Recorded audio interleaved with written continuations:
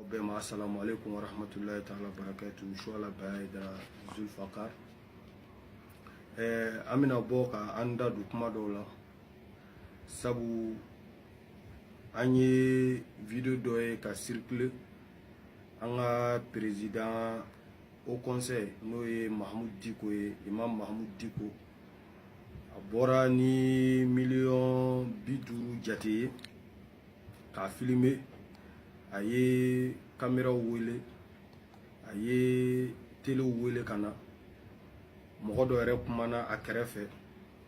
k'a fɔ gouvernement ye million 50 bila kana premier ministre bolo la ko k'o kɛ dɛmɛ ye u bɛna dugawu ta min kɛ dimanche n'o bɛna kɛ 26 mars la komi kɔrɔlen gouvernement ka laada don n'u bɔra kalama k'a fɔ kɛnɛ o kɛnɛ bɛ sigi diinɛ tɔgɔ la gouvernement ka dɛmɛ bɛ se ala y'o seere an bɛɛ y'o seere mawuludu tɛmɛna sisan mawuludu ma kɛ yɔrɔ si ni gouvernement ka dɛmɛ ma se yɔrɔ min na ne bɛ min dɔn u ka dɛmɛ bɛ se u ka bonya bɛ se hali u farikolo yɛrɛ min bɛ se o yɛrɛ ye dɛmɛ belebeleba ye o bonya belebeleba ye nka ka se nin degré ma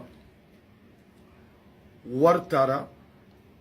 wari bɛ se ka lasegin n'an tɛ wari minɛ an bɛ wari lasegin anw tɛ nin wari fɛ anw bolo Mahmoud Diko ye maaba de ye kodɔnna de don hakimu de don n'i tɛ nin wari sugu minɛ anw ka yeta la i tun b'a lasegin depuis u nalen n'a ye min ciden min nana n'a ye segin n'a ye ni yɛrɛ yira t'a la nka ciden min nana n'a ye o seginna ka taa fo ka tila ka wari tun k'a filmer que aw kun ye million 100 ɲini gouvernement fɛ o y'a yira aw kun ye wari de ɲini peut-être jɔ kɛra million 50 de la o de la an bɛna filmer k'aw tɔgɔ ci vraiment moi je suis très désolé ne bɛ se ka mun kɔni fɔ mɔgɔw ye surtout Mahmoud Diko ale ni ne bɛɛ bɛ kan min dɔn alakira ye min fɔ sallallahu alaihi wa sallam ittaqillaha aysuma kunta ittaqillaha aysuma kunta akan ka fɔ Diko ye Diko ittaqillaha Sheikh Mahmoud Diko ittaqillaha dome bi kɔ dɛ ala bɛ yen dɛ mɔgɔ n'i ye kojugu dɔ ye jamana kɔnɔ n bɛna wuli ka nin kojugu in kɛlɛ wallahi a ka kan kojugu ka kɛlɛ jogojugu ka kɛlɛ waleya jugu ka kɛlɛ k'a bɔ jamana kan nka prévu yɛrɛ min ye waleya jugu yɛrɛ kɛbagaw de faralen don e kan k'u b'i soutenir ko dugawu ta u ka mun b'a la ka bɔ o yɔrɔ la i kan ka faamu min bɛ yen mais n'a y'a sɔrɔ i ka kɛlɛ ye n bɛna nin jogojugu kɛlɛ jamana kɔnɔ n bɛna nin waleya jugu kɛlɛ jamana kɔnɔ mais kɛlɛ ka kɛ n bɔra baara dɔ la kɔsa in na gouvernement kɛlen don ka budget ba d'ale ma mɔgɔw t'o kalama milliard budget de tun b'ale bolo Bube yɛrɛ nalen ko ko non ko wari bɛ tiɲɛ ko ka a kɛ ka baara wɛrɛw kɛ ko sira wɛrɛw b'a la min ka teli n'ale ta ye o wari minɛlen o de la ale ni IBK bilala ɲɔgɔn na u kɛlɛla sinon o kun ka di jamana bɛɛ b'a kalama donc ne bɛ fɛ ka mun fɔ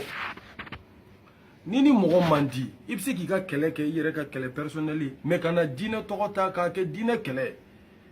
an kan ka siran ala ɲɛ o yɔrɔ la sinon n y'o fɔ siɲɛ caman an ka bonya de bɛ Mahmoud Diko kan mais ale ye nin ko kɛ public ye cogo min na tan nin bɛ jamana yɛrɛ tɔgɔ ci ni jamana o jamana ye nin ye ko nin y'an ka haut conseil président de ka bɔ ni million 50 ye k'o bilala ka na di mais e k'a lajɛ k'a kɛ i n'a fɔ n'a y'a sɔrɔ ni wari bilala ka na di corrompili de kama non ni corrompili la a tɛ bila ka na tan an ye kibaruyaw ɲini wa an y'a ɲɛ sɔrɔ parce que a kun y'an choqué a y'an dusu kasi Diko yɛrɛ de ye weleli kɛ Mahmoud Diko yɛrɛ de ye président wele k'a fɔ a ye ko président dugawu ta b'an bolo 26 mars la o tuma na an b'a bonya da i kɔrɔ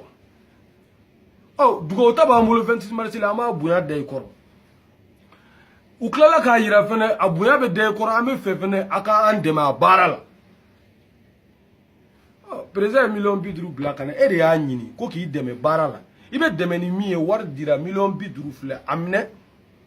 bonya do karama do jamana y'a di aka meeting organiser na asafuru aka dugauta organiser na soro ni aka nga jisa na aka nga fɛn minnu kɛ mɔgɔ minnu bɛ bɔ yɔrɔ janw na olu passer k'a da aw ma sinon meeting jojoli kɛra gouvernement ma wari di o la n'a sɔrɔ ko corrompili do meeting minnu kɛra wari ma di o ma wele fɛnɛ ko na i kelen na bɛɛ b'a kalama mɔgɔ ye président Masuduna mɔgɔ olu b'a kalama y'a ɲini ka président siɲɛ caman pour que i n'a ka se ka bɛn a ka se ka ɲɔgɔn faamu i ka kow ka segin i ma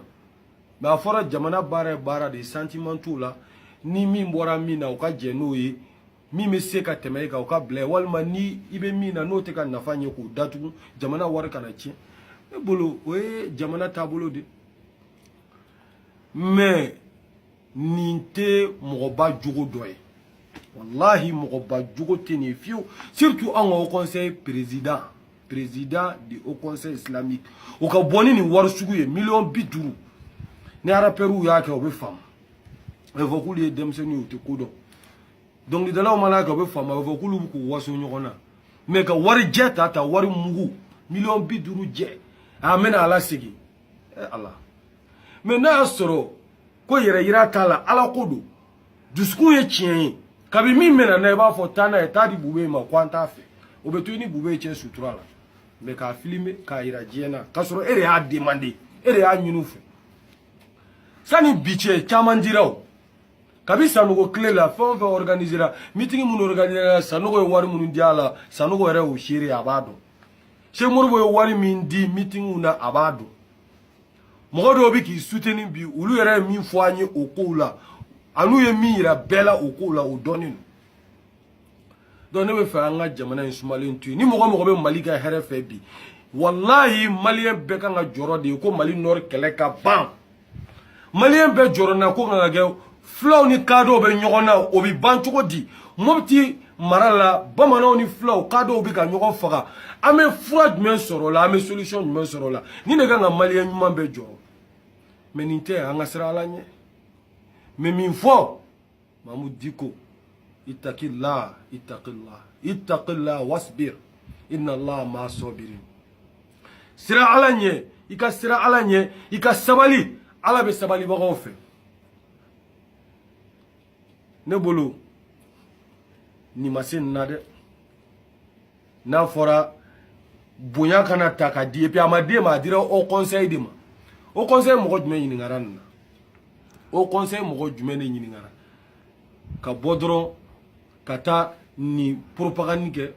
dugawu ta ka kɛ dugawu ka ta hali bi an ye dugawu ta hali bi an ye dugawu ta juma an ye dugawu ta hali sini an bɛ dugawu ta hali n'an ye fajiri seli an b'a ta n'an ye seli fana seli lazara fitiri safo an bɛ dugawu ta an ka wurudi kɛyɔrɔ bɛɛ la an bɛ dugawu ta dugawu bi ta o nka an ka sigi ala lajɛ kɛ min bɛna taa fɔ a kɛnɛ kan bɛɛ tɛna dɔn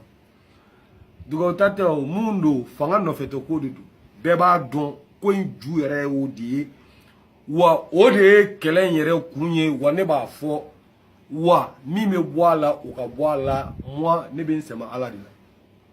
ne tɛ maa si jɛ ɲini u ye fɛn bɛɛ fɔ anw ma nin tɛ nin ye sa nkalon tɛ nkalon ye kalo mɛni tɛ kalo mɛni ye fɛn bɛɛ fɔra sa a tɔ ye ko an ni ne minɛ na n'o se bɛ mɔgɔ min an kana si ni n'a ye nka o t'an bali ko an tɛ tiɲɛ fɔ dɛ a n'u wulila i delila ka nin fɔ IBK ma i delila ka nin fɔ fanga ma e ko cogo di ni ne ye tiɲɛni ye n b'a fɔ n'o wagati n'o o ko min ni ne y'o ye n'o ma bɛn ma ne b'o fɔ